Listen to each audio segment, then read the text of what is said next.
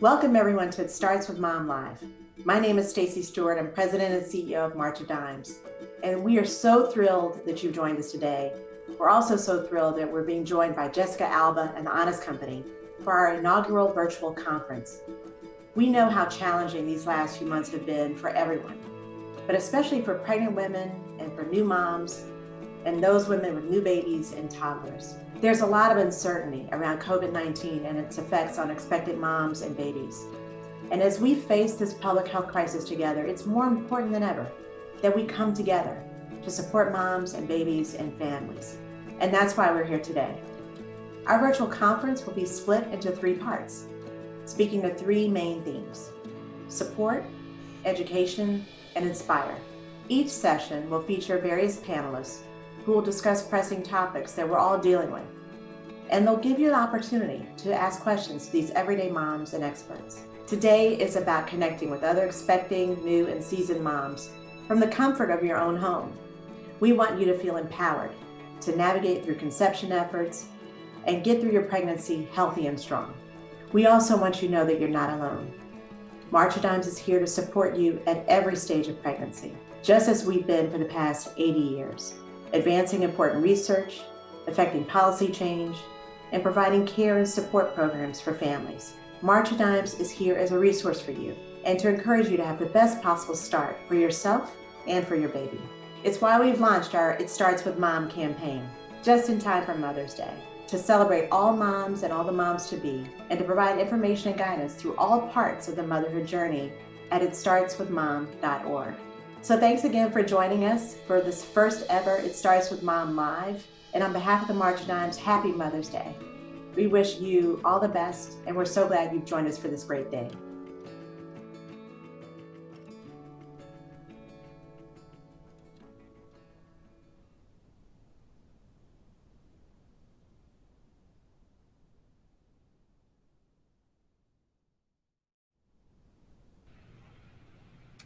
Hi, everyone. Good morning.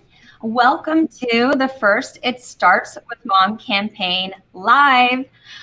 We at the Honest Company have always been huge supporters of anything that could help moms and children. And so we are so thrilled to partner with March of Dimes for this incredible event. We're going to have 3 different sessions, and we're going to have so many special guests. A lot of them are friends of mine, and I just really look forward to today.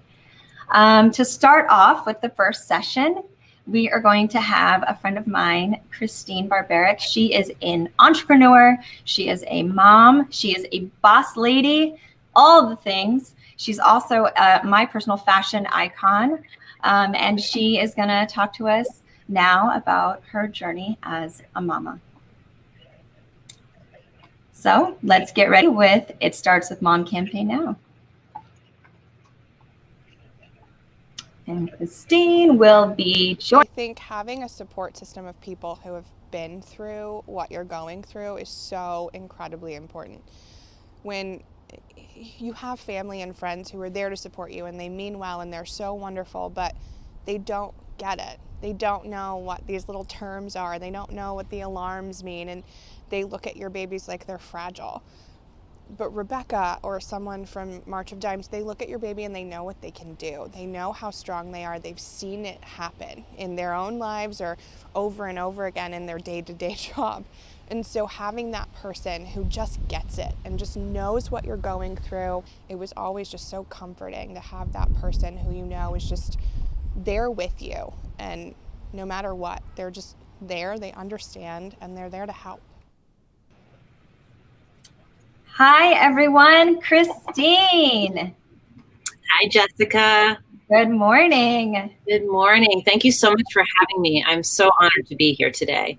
Oh, my goodness. Thank you so much for joining us. This is a historical event. Mamas in the United States are in a pretty compromised situation in that of all the developed nations, moms here really, the odds are against them when it comes to giving birth, and we need to change that. So by joining with March of Dimes and us doing this type of event, we are just raising awareness around how important it is that moms get the right information and healthcare that they need so that they can have healthy pregnancies and babies can thrive. So that is really what today is all about. And I'm honored that you have joined us. I knew you before you were a mom. And now you are a mom. You have a 19-month-old. Yes, she's almost 20 months. Yeah. Wow. I know, it's crazy. I was thinking the last time I saw you, it was before we both had your newest baby and my daughter. So yeah, our lives are completely different right now. It is literally everything gets sort of turned upside down and jumbled. And I think just for the first question here, as women, we're conditioned to think that the road to motherhood or parenting is sort of just paved and you're just going to kind of fall right into it, especially if you are a career woman and you have done things in the workplace, or you've had, success elsewhere. You're like, oh yeah, I'm going to do this motherhood thing. What has been unexpected for you on your journey? I think it's just really important that we're talking now, because I think that a lot of people who experience challenges with parenting, it just becomes so exponentially more full of pressure, especially during a time like now during the pandemic. It's like anything that was hard before is like 10 times harder now. And so I think it's really kind of putting a focus on how we feel about ourselves as parents and our own flaws. And I think that, it's something that I'm working on with myself and really trying to be kinder to myself. But honestly, I was not prepared for so much that comes along with parenting. Everyone's experience is different. Everyone's dealing with different circumstances. But I don't know about you, but I mean, I felt like I was shot out of a cannon, and it was just like, I was so disoriented. And I also had my daughter early, and she ended up being in the NICU for 4 weeks, which, I'm sure a lot of parents can relate to and not a lot of people talk about. And just, the emotional sort of experience of just going back and forth to the NICU every single day and, pumping. And, I think that we don't really give, all parents have their own, sort of challenges and things that they really thrive at. But I think from new mothers, it's really kind of not underscored enough how hard it is to adapt to this new life. And we don't really give ourselves that much of a break to kind of set a lot of the other responsibilities aside. It's like we're still trying to make meals. We're still trying to make sure the house isn't like a complete wreck. We're still trying to take care of other, siblings. And it's like, and be a good friend. I think the thing that I certainly have struggled with in having my first kid to my second and my third, and I think this goes for anyone, whether you have one kid or multiples, finding time for you so that you can be okay, whatever that means to you, is just something that no one ever told me I needed to do. And no one ever discussed really like how hard that first year is in the adjustment from 0 to 1 kid, and then adding on multiples after that. But I think, that is one thing that I certainly didn't expect. And I really appreciate all of the writing that you have done and the just being out in front of certain things as it relates to motherhood and parenting that a lot of people, just like you said, they just don't talk about. And I think right now more than ever, it's almost dire that we talk about it. We have to do this for other moms so that they can know how to best take care of themselves. Yeah, and I think, you're someone I'm grateful to. You have an enormous platform, both personally and with, the Honest Company. And I just think the more the more people are honest and authentic about what their real life is like and how hard it is, like I said, regardless of circumstances, I think it just helps all of us feel a little bit more okay with, what we're dealing with, no matter what that is and how hard it is. There's also so much generational stuff that comes into becoming a mother, what it was like when we were mothered, the experiences that our mothers and our grandmothers went through that I've been really, spending a lot of time thinking about lately.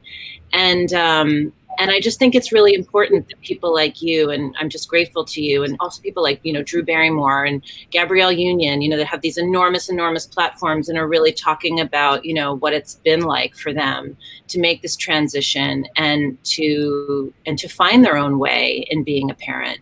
I think that we sometimes think like we have to sort of be like our friends that are doing it right, or our sisters or our moms. And I feel like it's so important to really identify what makes sense for you and your family and what feels good, and stop feeling so guilty if you do have to take some time for yourself, because it's very easy to lose yourself in this process. And I think that can lead to a lot of sort of mental health issues and some depression and detachment. And I just try to be really honest with myself about that. We just launched a program called No Bad Moms in advance to Mother's Day, and it really talks about a lot of this stuff. But that's so cool. Oh, thank you. Maybe tell everyone about your business. About Refinery 29? Yeah. Well, it's a part of the larger Vice Media Group now, and it's really a place where we really try to identify these gaps in areas of women's lives that we feel aren't being represented. And, we've covered so much around body image, around, what the Asian American experience is like now, about, women in the workplace. Yes, women in the workplace, fertility, skincare for women of color. It's like, always trying to explore new areas of the subject matter that we cover to make sure that, we really feel like we're accurately representing our audience and really being able to provide service there, and conversations and community, because that's really, really important with all of the stuff that we talk about and cover. Yeah. And I have to say, just in my experience, I didn't know anybody who had kids when I first got pregnant. And I found my tribe of women, and it's grown over time. But the way that I even cared and took the way that I took care of myself and my own health was really through the advice of my friends. And so the questions I would ask my doctor, the certain things that I would get in front of before I hit a milestone or a stage, or even when it came to, oh my goodness, all these tests. I've never had so many tests in my life. I've actually never seen a doctor more in my life than during this time. And I know I'm one of the more fortunate ones that has access to healthcare in this way. But even just knowing how to navigate that process was really through the friends that I made along the way. And so thank you so much for creating that community and having that conversation, because that in itself could actually save many lives. Well, thank you. I appreciate that. But I think it's also the small things that we do in those communities. I do remember after I had Rafi, my daughter, and this is something I never, ever knew, and I thought about, all the times I could have done this for my friends who had just had children. And my friend Louisa Stas, just showed up one night with a jar of homemade bolognese sauce and pasta to make and jam and fresh bread for the next morning, because she knew I was just struggling just to, stay afloat. And I just remember bringing that bag up from our foyer downstairs. She had dropped it off. And, how you feel after you've had a baby and everything that we were going through. And I brought it upstairs, and my husband just looked at me and he was like, "Can we make that tonight? Can we actually make dinner for ourselves tonight?" And it was just such a gift of love. And it's not sometimes about the things that we buy people. It's just the way that we try to show up in these small, thoughtful ways that make them feel human and make you feel really deeply loved, that I'm still moved by it, even thinking about that memory. Oh, yeah. Nourishment, postpartum nourishment is huge.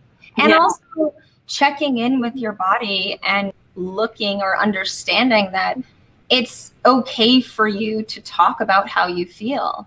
I think a lot of people feel like they need to tough it out, or maybe they don't need to bring up if they're feeling a little achy or feverish or dizzy, and they feel like, oh, they'll just be shut down.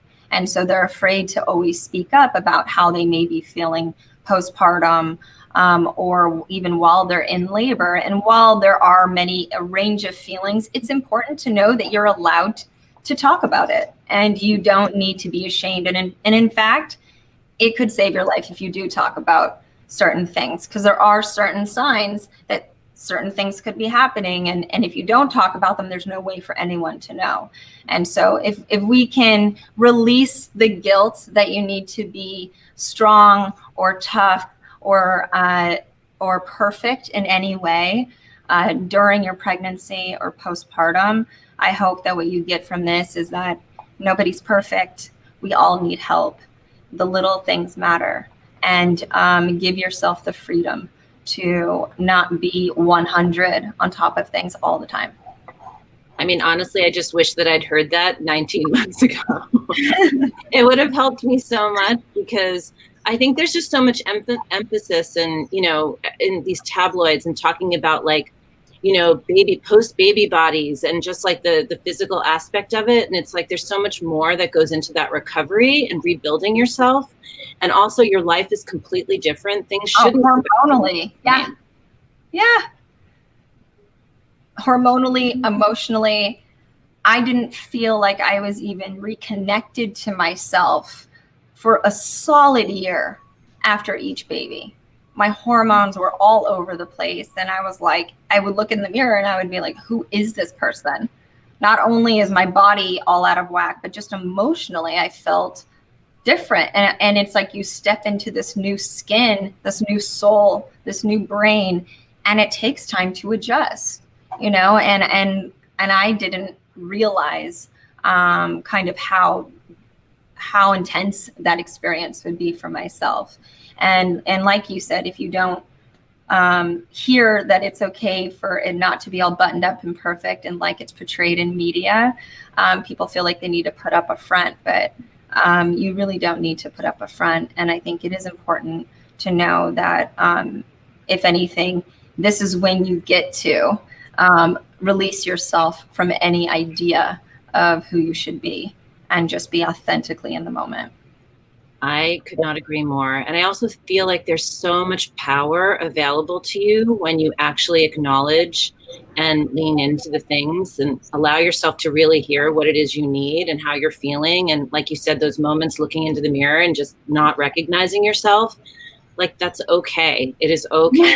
And it's okay to give yourself time to find, and navigate your way through life again. And also, relationships can be different afterwards. It's just, I think that it's really, really important that the more you give yourself space and support and encouragement to move through that time, it's like you can come out on the other side really feeling so empowered and so kind of nurtured yourself.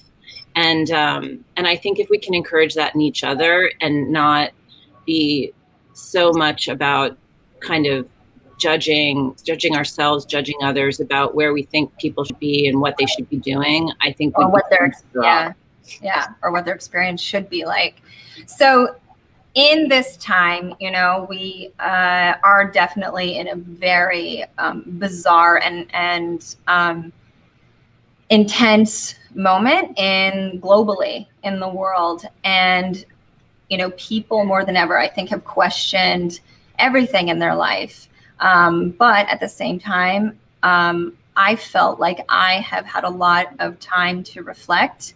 What for you have you seen? What is the light in your life? What is the glimmer of light and hope?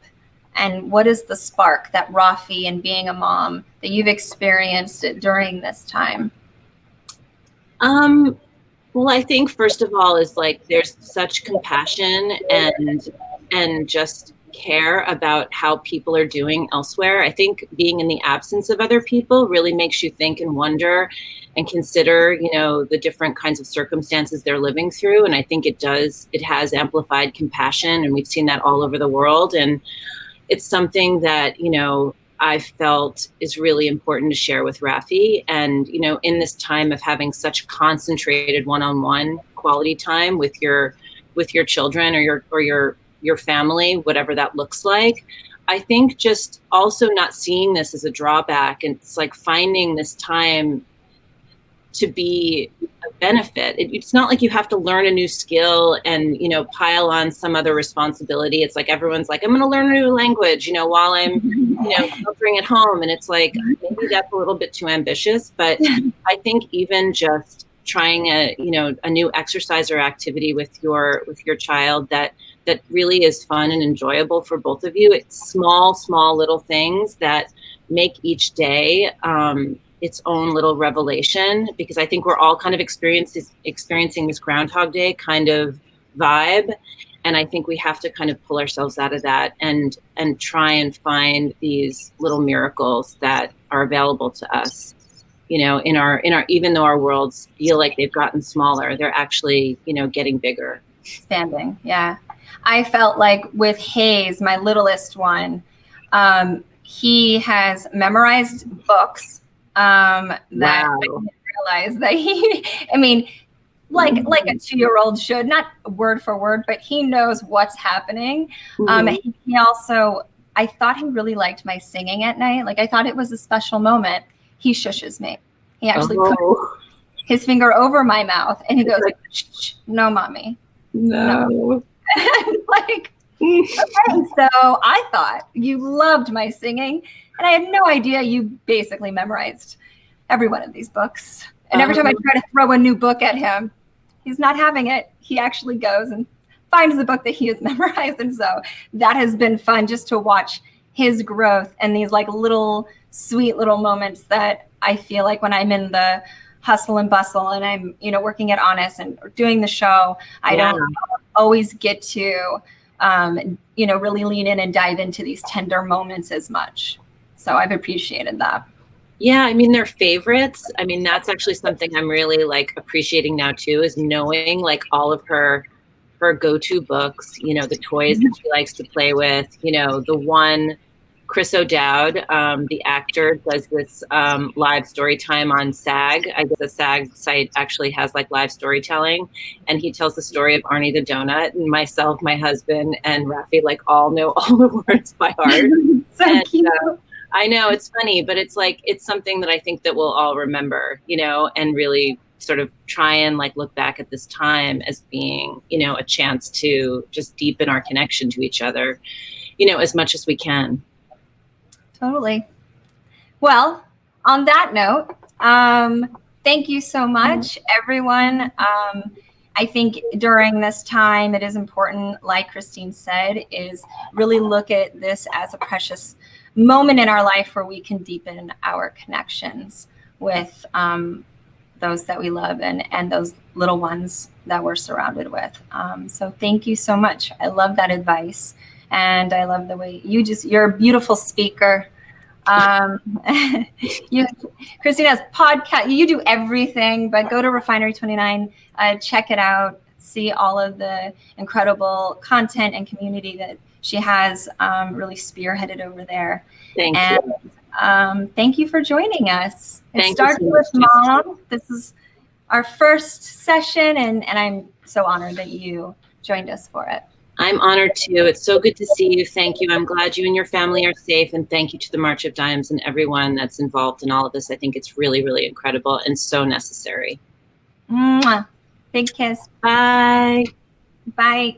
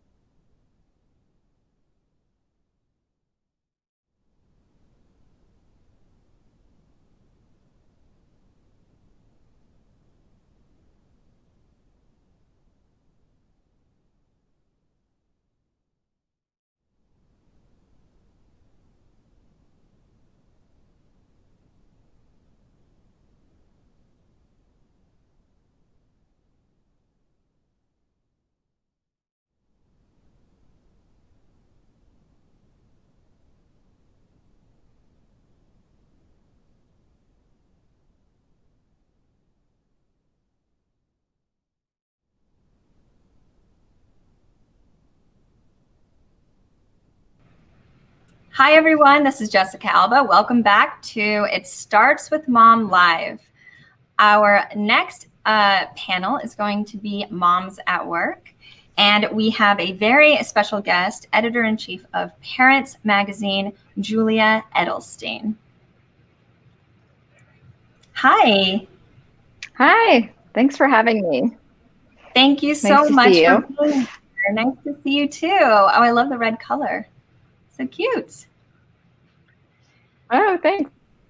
I tried. So, Julia, you have a 3-year-old and a 5-year-old? 2 boys who are crazy and who I'm hoping don't run in here any second, but I've tried to protect the area. Okay. Yeah, I have 2 boys, and so I've been working. Yeah, we'll see. I'm sure it's bound to happen at some point today, but I have 2 little boys, yeah, and I've been working this since the situation started. So I'm starting to develop some expertise in the situation, I would say.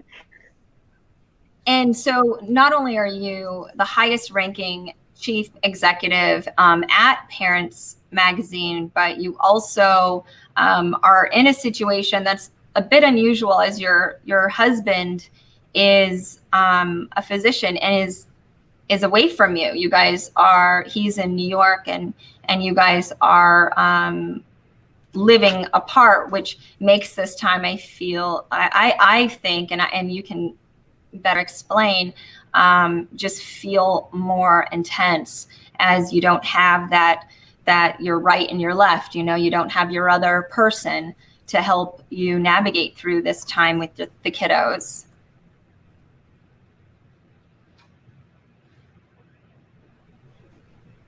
Yeah, it has been, so actually we had good news yesterday, which was that my husband is able to join us for a week. It's been 7 weeks since we've seen him, and we didn't know it was going to happen, but he came yesterday. You can see in my Instagram stories the little reunion my kids had with him.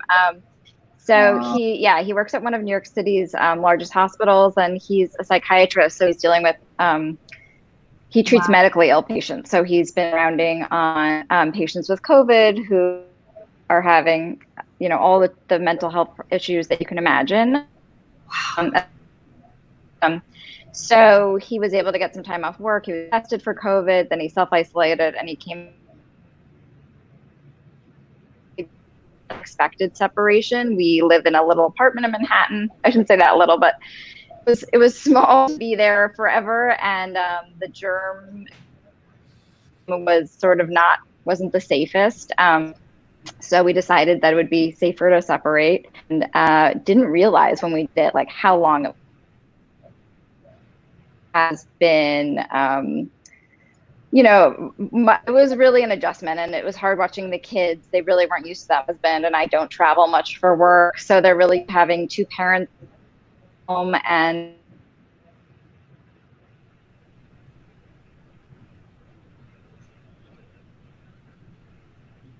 The connection's a little bit. And last night, because he was here, it was the first night I slept through the night in a long time.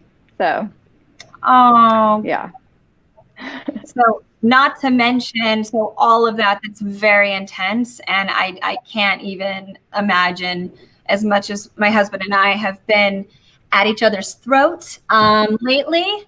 I don't know what I would be doing without him, because when you have just having that other person to relieve you of any of the day-to-day just helps. So I'm glad that you guys have each other and are sleeping together. And I mean, we've set up our own.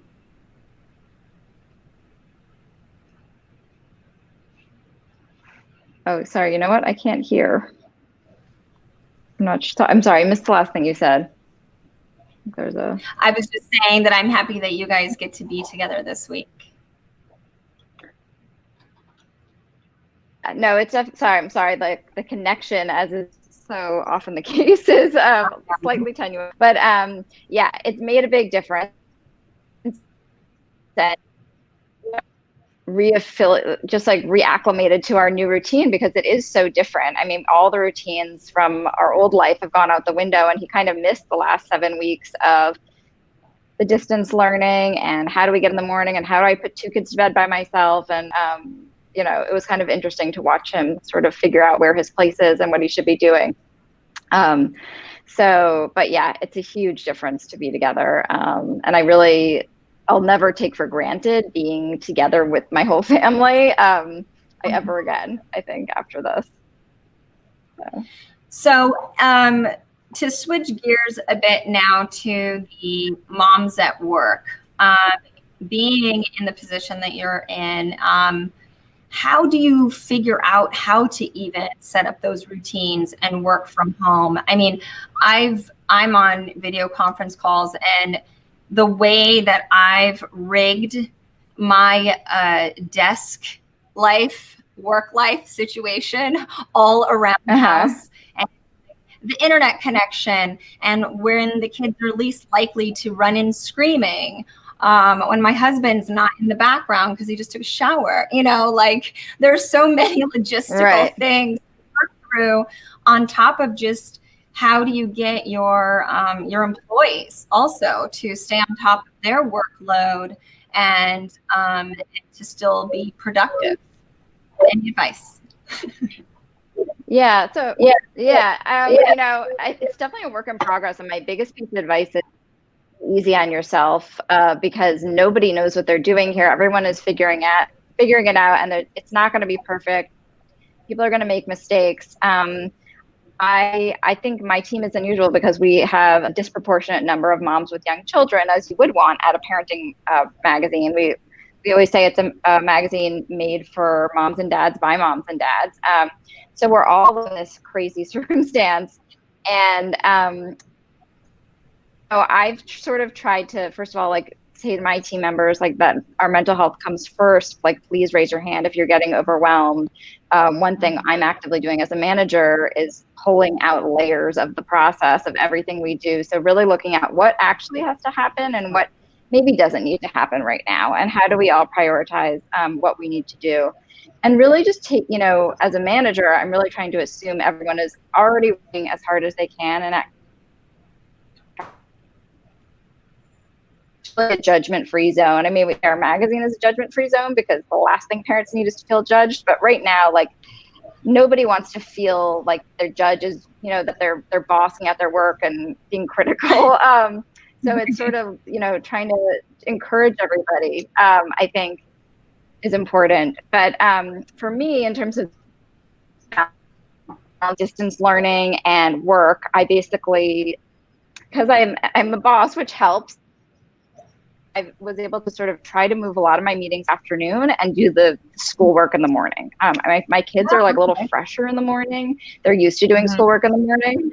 And so I'll try to, book all my calls for the afternoon, and then I'll actually on my work calendar block out the time that I'm going to be with the kids. And I think that's a really good tip so that people don't, if you're in the kind of desk job where that's, where there's a lot of work calls, to schedule in your personal stuff so that suddenly you don't have, when you're supposed to be on your kids' class Zoom, you're not also supposed to be on a WebEx with your boss, whoever that is. So that helps. True. And then I think, it's really tricky, and using screen time. So I sort of reserve the movies, and I'm really grateful we have cable, honestly, because then the kids don't have to stream something if I need to be on Zoom or whatever it is for work. So or even a DVD. We've actually been doing that to preserve Wi-Fi access in the house. I'm staying with extended families. There's 3, now my husband's here, so there's 4 working parents and my dad here. So there's a lot, and then 3 kids who are on school Zooms, and my little one who has a few of them in nursery school. So there's just maximum Wi-Fi usage happening. And so we're all often on a group texting, can you turn off Wi-Fi? I need some now, can somebody go offline? That kind of communication is really key to getting it done. And then I think also just trying to use short bursts of attention, both for your work and for your kids. So your kids can't really focus on their schoolwork that long anyway. So that's true. say I'm going to sit with you for a half hour, and we're going to do your schoolwork, and then you go play, and then I'm going to do my work for a half hour, and see what you can get done. I also think it helps to do the hardest thing first for both the kids and you. So my kindergartner, like, he struggles with writing. I try to do that first, and I try to do whatever, like, the thing I'm dreading at work is first, so that because that's when I have, like, the most energy for whenever I start my work. That's really smart. Do you do fitness, and do your kids do any kind of fitness? It's funny, I was just talking to somebody about this yesterday because it's so important, and we have been doing a lot of those Go Noodle videos, which I don't know if you've tried them. It's this YouTube channel, and they have these, like, really fun little workouts for kids they don't feel like a workout. It's like a dance, and my kid had been doing them in school. I didn't know about them, and they're so fun and game changing. So on rainy days, we've been doing that. And then we do have access to the backyard. So we've been doing soccer. I'm playing in the backyard. And then I feel like it is so important, but I've totally been myself. But what I do is just try to go get my heart rate up just to relieve stress. So I'll, like, go outside and just run until I can, like, really feel my chest pumping. Right now, the cardio benefits, but I'm at least, like, getting a little bit of that stress relief. So it's really about lowering your standards for everything, and that getting active for a little while, I think can be good enough. Yeah, I love that. I love all these tips. Yeah, and our company has also been doing, meditations for the company. Oh, good. Yeah, it's kind of, another tip really is to reach out to the other moms in your situation, whether you work with them or not, and find out what's working for them. That's really has helped me a lot in figuring out how to make this work, is just talking to other working moms, and everyone's own.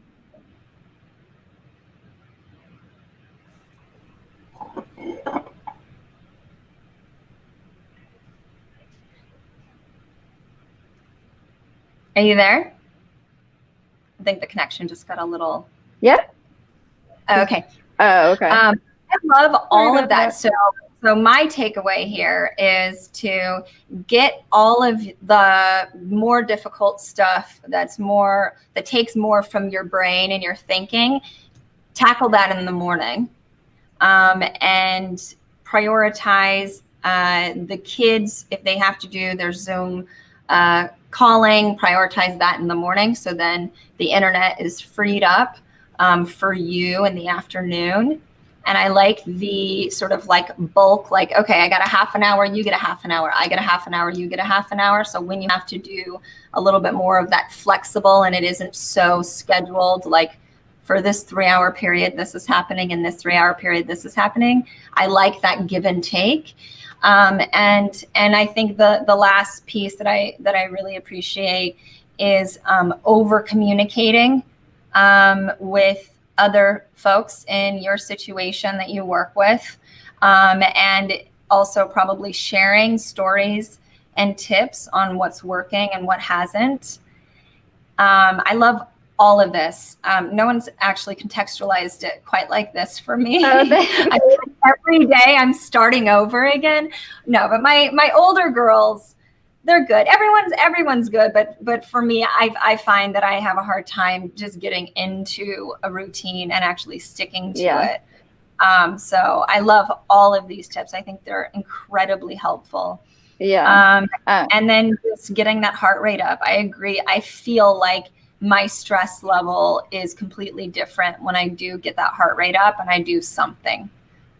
Yeah, it's really just about doing something. And, it can be like playing red light, green light with the kids, or doing a dance party. I think, like, I keep seeing these, like cartoons about people are like, oh, I thought I was going to write my novel or whatever. Like, that stuff's not going to happen. And maybe it will for some very special people. But I think for most of us, it's really about, maybe you're not making the gourmet meal, but you're just you're making something homemade that's healthy and that, that you can feel good about. Like, it's just sort of lowering your expectations to something sustainable. Yeah. Yeah. And My husband another thing we did is we actually bought a giant whiteboard. Oh, sorry, go ahead. Oh, yeah, keep Sorry, what going. were you saying? I was just saying that my Oh, husband I is was saying we bought a giant whiteboard. Oh. Yeah. Sorry, the sound is so delayed. You go, Okay, you go. I'm gonna let it go. And we write the schedule every night for everybody Zooms and calls and That's smart.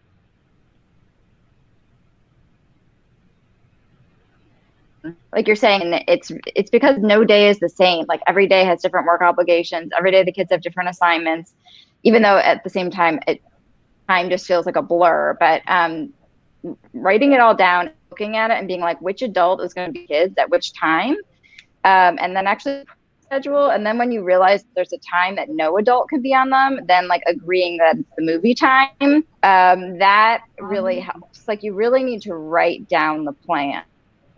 Versus just sort of putting on the movie like when you feel like it and then realizing like you really could use them, but your kids already watched one. Right.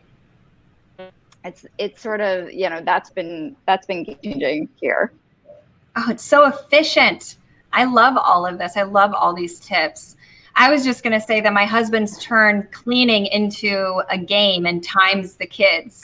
And so they have to set the table in under 5 minutes, including kids and silverware. And then the cleanup is 10 minutes or less, including loading the dishwasher.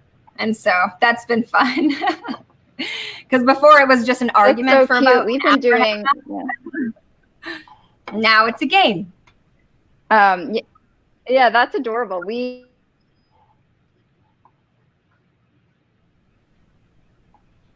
Kind family, and yeah, my 5-year-old went looking for the pennies while he cleaned, and then at the end he got to keep them all. Although he was disappointed it was pennies and not quarters. Throw in a couple bigger coins. Hey, at least he knows the value of money. Yeah, he's negotiating a lot. There have been a few different bribery scenarios right now, but I actually think rewards really help. So if you can incorporate them, it does motivate the kid. Totally. Well, thank you so much for joining us and giving us all of these amazing tips. Everyone go to, and you guys have, obviously your digital parents magazine, and everyone can go over there, get some content. You are sharing a lot of your tips and tricks there as well, I believe. And thank you for just sharing your story and letting us know. I'm going to apply so many of these to my life, and I hope to be half as efficient as you by tomorrow. So thank you so much. Well, it's a work in progress.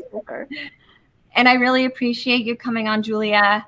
And yeah, it starts with Mom Live. And I will talk to you later. Bye. Thank you. Thanks.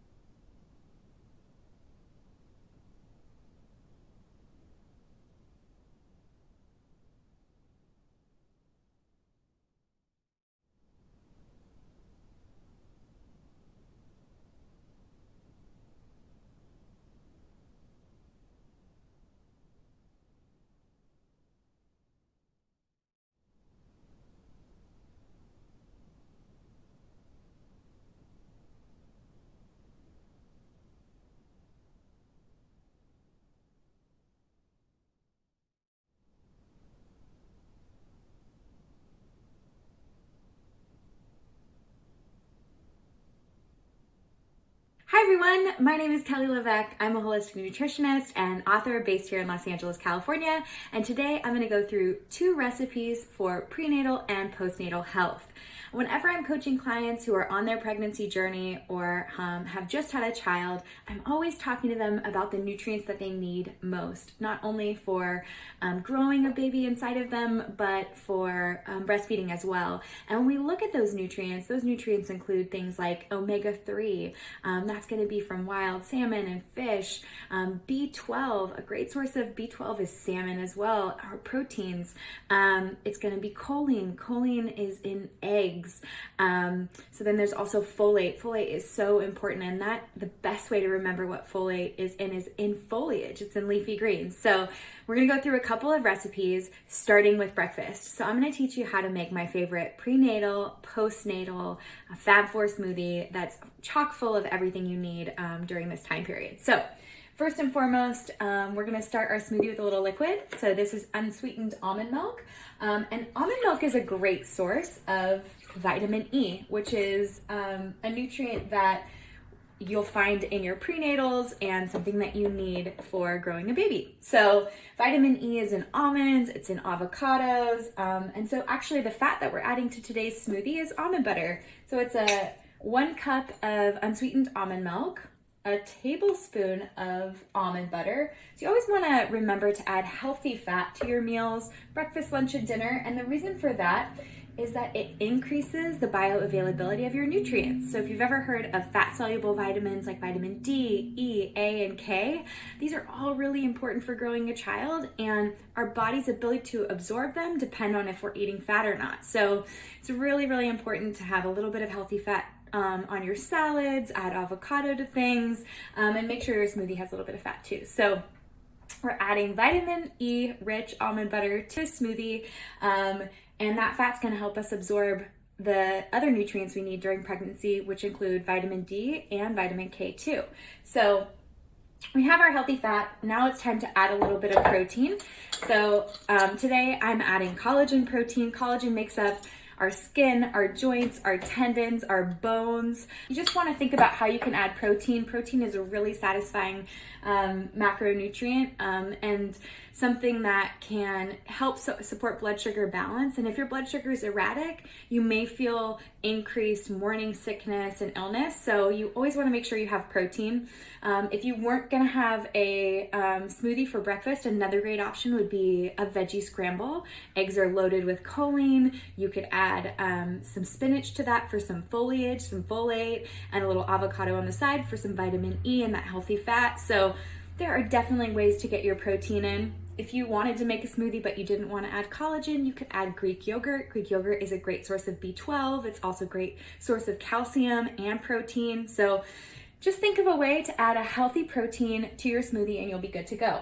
So we have vanilla protein, then we have a healthy fat of almond butter. Now we want to add a little fiber. So Fab4 is protein, fat, fiber, and greens. So I'm adding 2 tablespoons of flax meal. Flax is a vegetarian source of short-chain omega-3s, so our body has the ability to convert a certain percentage of those omega-3s into the long-chain anti-inflammatory omega-3s we need in our body for pregnancy and just to support an anti-inflammatory body. So add a little bit of fiber. Fiber is going to help support your blood sugar balance, going to slow the digestion of the meal. It's going to make the smoothie last a few extra hours. Without fiber and loaded produce like leafy greens and berries, we get through this pretty quickly. In an hour or two, you'd feel hungry again. So it's really important to satisfy yourself and really make your food work for you. So we have our protein, our fat, and our fiber. Now we need the foliage, leafy greens. I have a handful of kale. You can add kale, you can add spinach. If you're not feeling like really bitter leafy greens, you could always do a strawberry basil smoothie. There are definitely ways to get it in. So a handful of leafy greens, and then I'm adding some blackberries to this smoothie. Vitamin C is so important for synthesizing new collagen internally. So it's a cofactor in creating new collagen. So not only do you want those amino acids, you also want vitamin C to make it happen. So I'm adding a half a cup of blackberries to this recipe. So it's a vanilla, almond butter, blackberry smoothie. You can mix up the berries, you can mix up the greens, you can pick a different protein based on your lifestyle. If you're plant-based and you'd like to go for something that is like a pea protein, that's a great option as well. Yeah, but you just blend it up and we're good to go.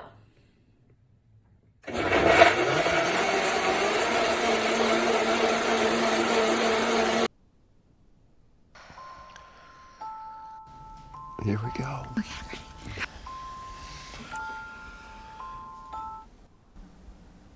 Is it? Here we go. It says I'm pregnant. Clear Blue digital pregnancy test with Smart Countdown gives unmistakably clear results written in words. 99% accurate, absolute clarity when you need it most.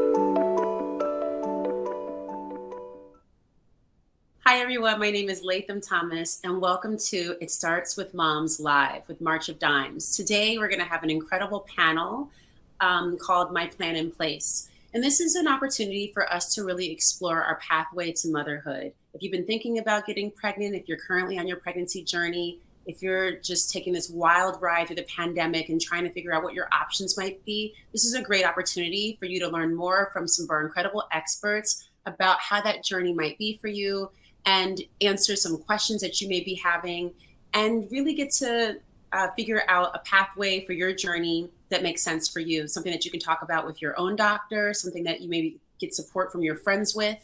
And I'm super excited to be joined by incredible panelists today.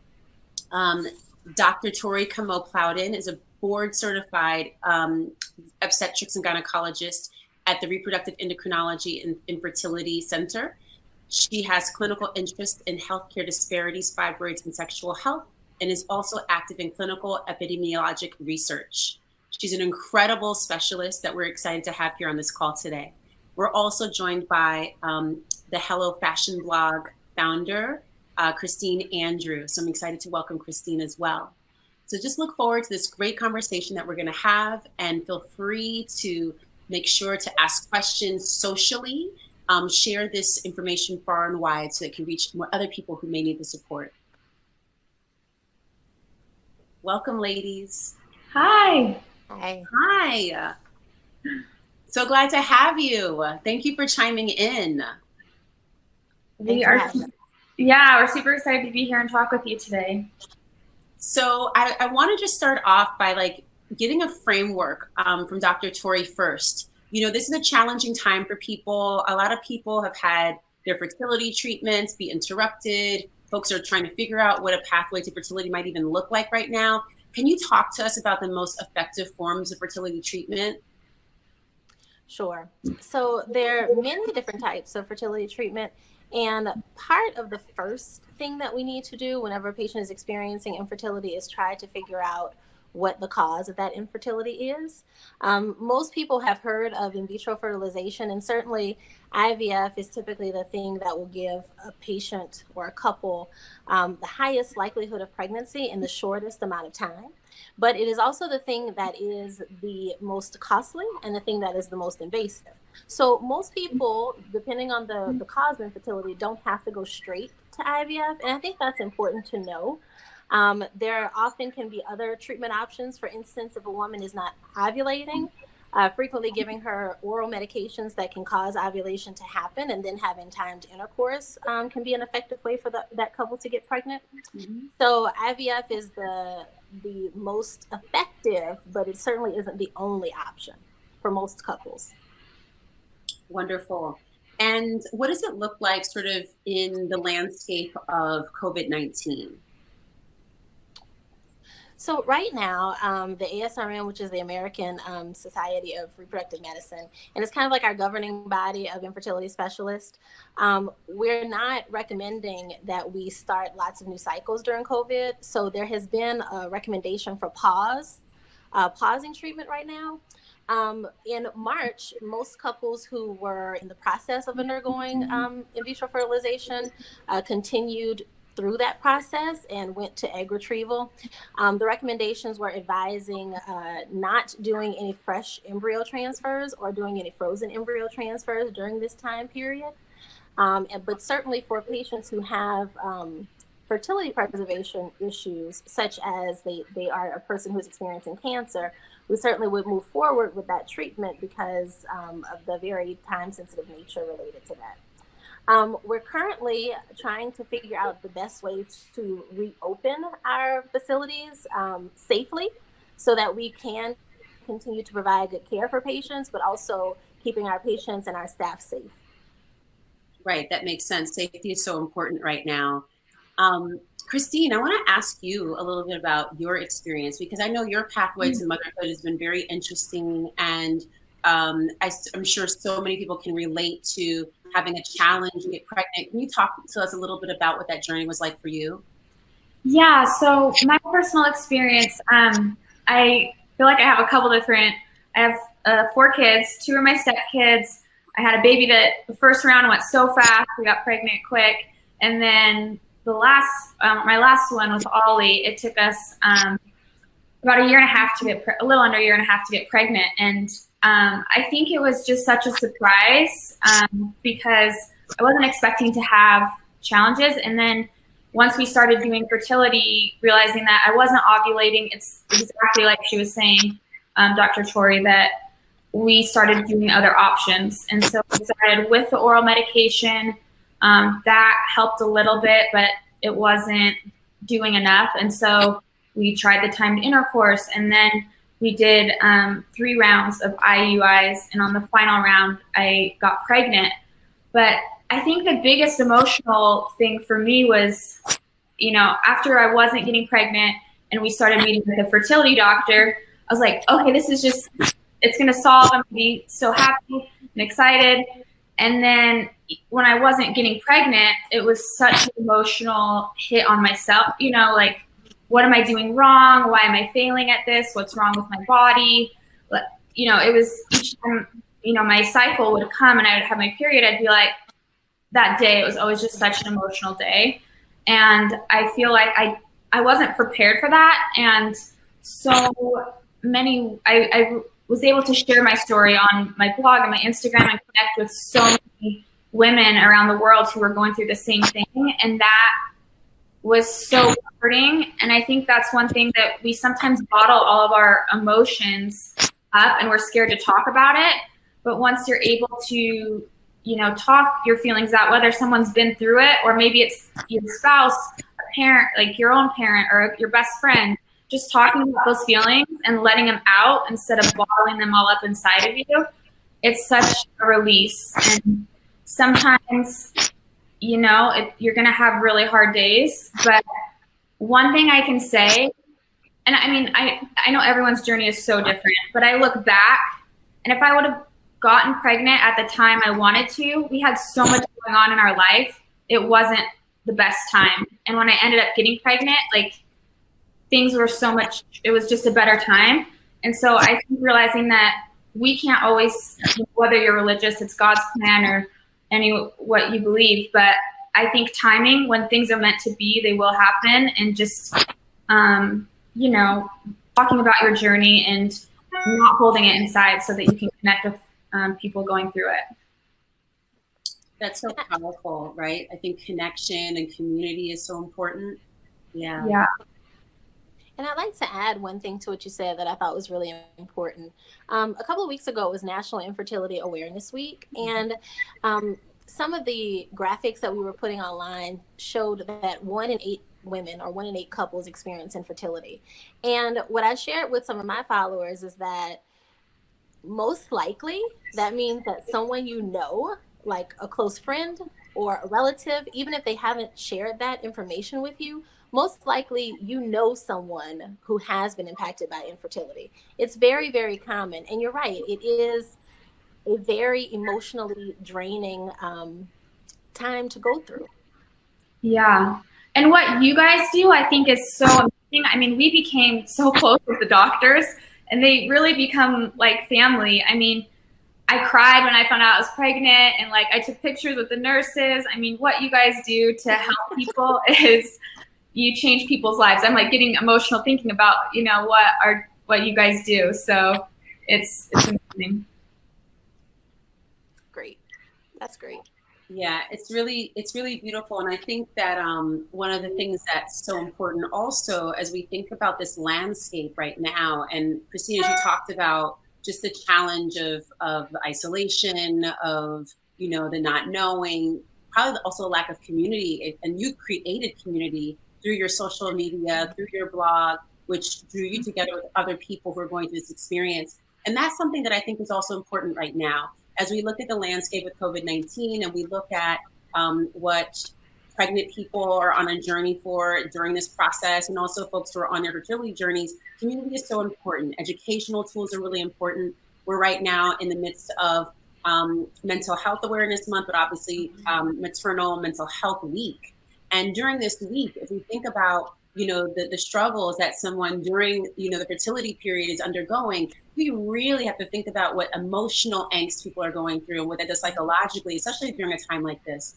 And so having critical supports, right? Having self-care practices, having a nice licensed mental health provider that you can check in with. Not every single doctor is like Dr. Tori, who is going to like squeeze you up and love you during the time in the same way, right? And so we have to have access to other providers who are trained to be able to provide that skill set for us and help us get through, especially in a time like COVID-19. And I would suggest also that doula support is so helpful. In our work at Mama Glow with the doula community, because we can't do the high touch experience that we would bring into the hospitals, a lot of that's moving into home birth spaces or in the birth centers. But we can still provide virtual support. Just like people are tuned in today, you can tune in with care providers like this as well to get that kind of support that you need.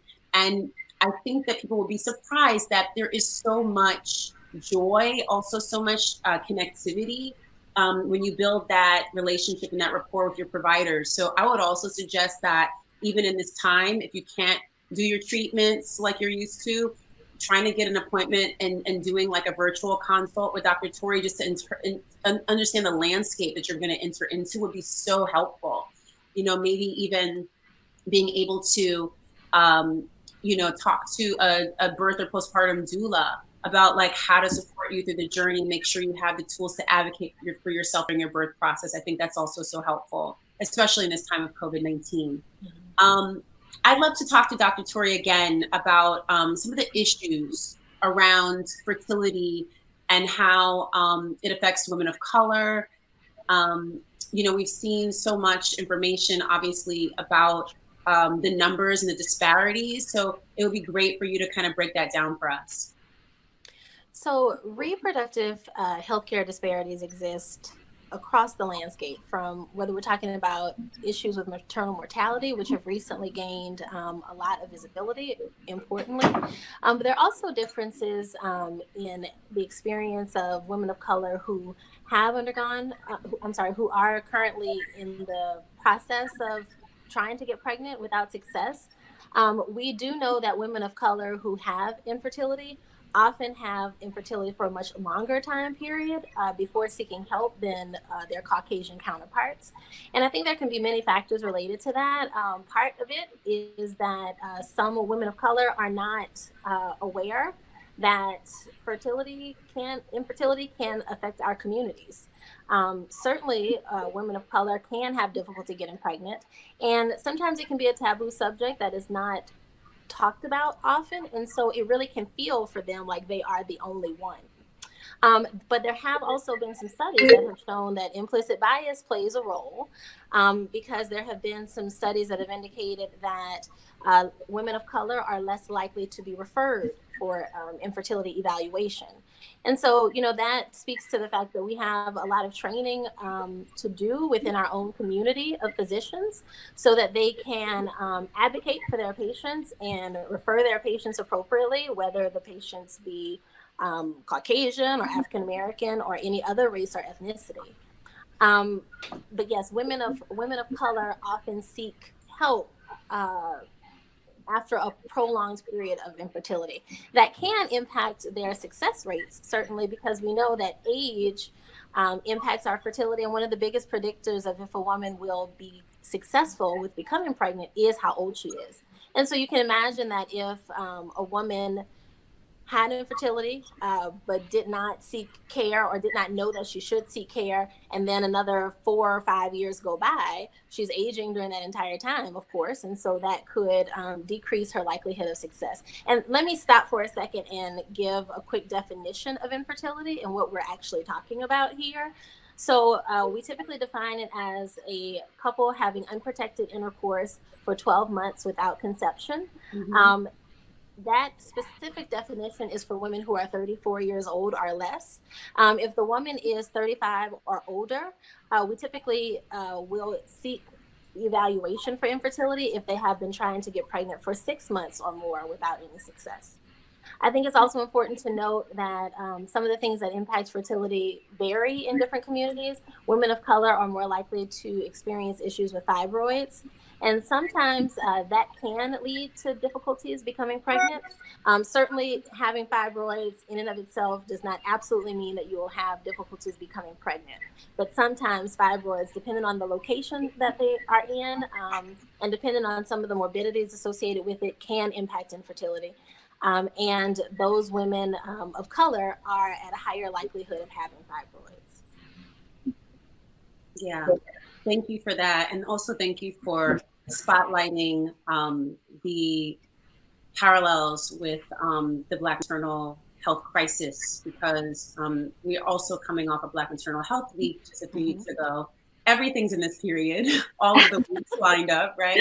And it is so critically important that we understand that there are differences in how folks are experiencing this time in their lives, and the obstacles and sort of the gaps that we have, right, and that we're up against.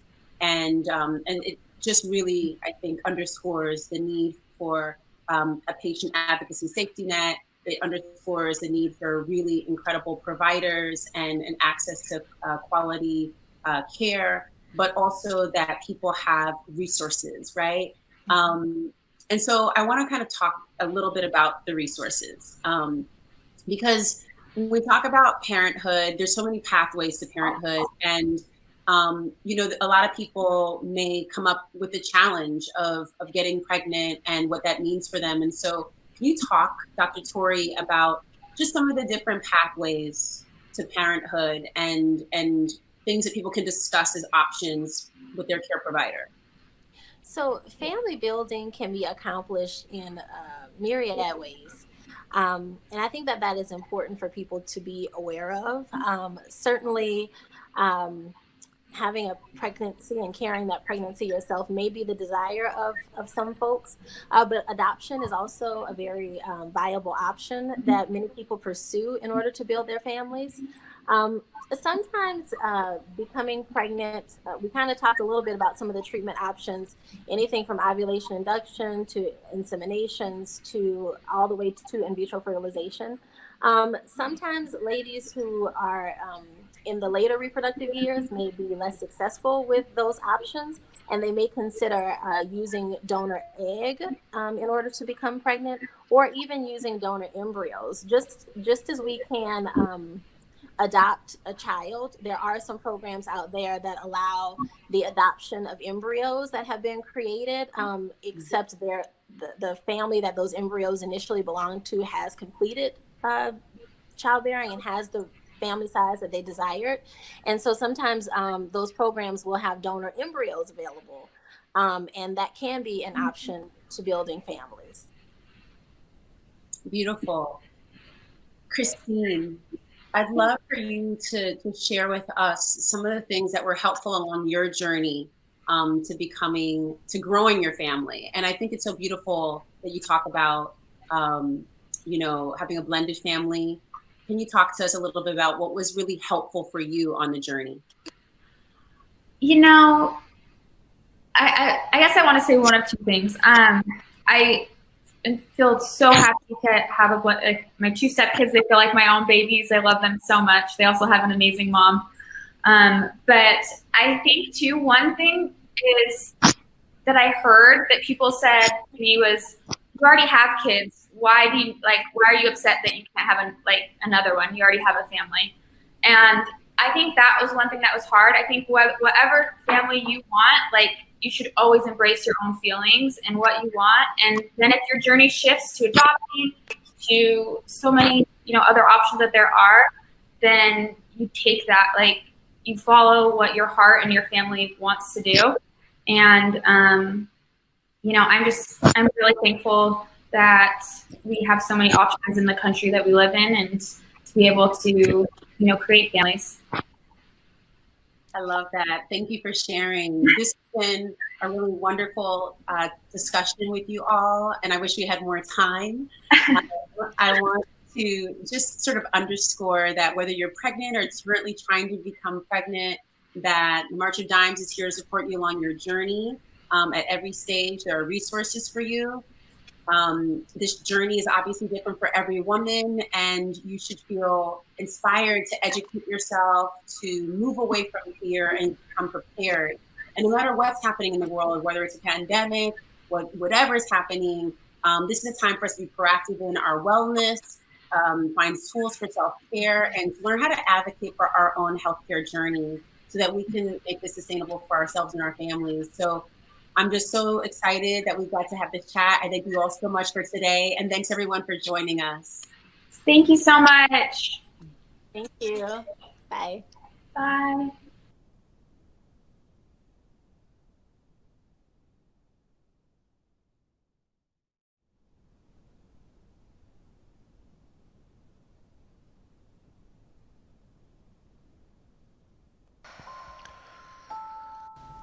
Here we go. Okay, I'm ready.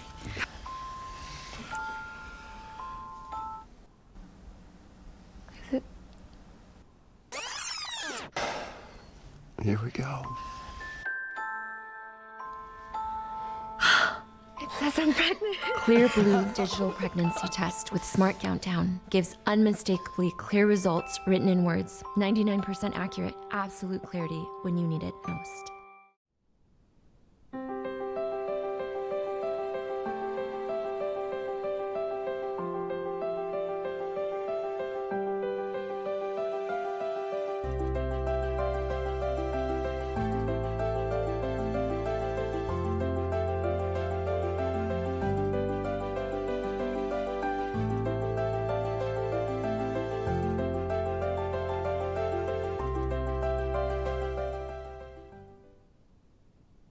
My mom is incredible because as a nurse, she's one of the smartest people I know. But as a mom, she's one of the funniest and most selfless. I appreciate how much she was able to live her life as an example to her daughters. A big thank you to my mom for all she did raising 4 teenagers. So what makes my mom so incredible is her tenacity and her fearlessness. Now that she's older, she lives with me, and it is my privilege to take care of her in the same way that she took care of all of us. The best advice she's ever given me is to not take things personally and to only remember the good things that people say about you and never remember the negative things, because that's what holds you back. Her insatiable love of learning and of giving back. You're doing the most important thing, which is loving your kids each and every day, and that's what matters at the end of the day. So thank you, Mom, for the great advice, and thank you to all those other superhero moms out there. Hello, everyone. Again, I'm Stacey Stewart, President and CEO of the March of Dimes. We want to thank everyone for joining us today for It Starts With Mom Live. Huge thanks to our partners, the Honest Company, Clear Blue, INFA, and Ovia Health. Also, a very special thanks to Jessica Alba for hosting today's event. We sincerely hope you've enjoyed today's discussions and hearing from other expecting, new, and seasoned moms during our sessions. We hope you'll feel empowered and we hope you'll feel inspired to navigate now through your pregnancy and also parenthood, healthy and strong. And I hope you'll stay in touch with us at the March of Dimes. I hope you'll continue to follow us on social media, tune in for our weekly Facebook Live sessions, access our resources online, and share your story with us. Our team is so busy right now, virtualizing all of our care and support programs for families, including those for parents in the NICU. And as I said earlier, we really know this current situation with COVID-19 has been very unsettling and very challenging for everyone, but especially for pregnant women and moms with new babies and toddlers. And as we continue to fight this public health crisis together, we want you to know that our mission at the March of Dimes is to continue fighting for healthy moms and strong babies. We're here to serve as a reliable resource and support system for moms and babies, not only during COVID-19, but all the time. For over 80 years, March of Dimes has pioneered research, led programs, provided educational resources, and championed policy changes so that every mom and baby can have the best possible start. We're here for you, to encourage you, to support you, and to empower you. You are strong, and together we will get through these challenging times. So as we close out today's conference, we hope you'll continue to rely on the March of Dimes for up-to-date information and support from our health team in both English and Spanish. You can find maternal health resources at itstartswithmom.org and keep following us for the latest news about March of Dimes and our programs and events. From all of us here at the March of Dimes, thank you for joining this session of It Starts With Mom Live. We're so grateful you joined us, and we'll see you next time.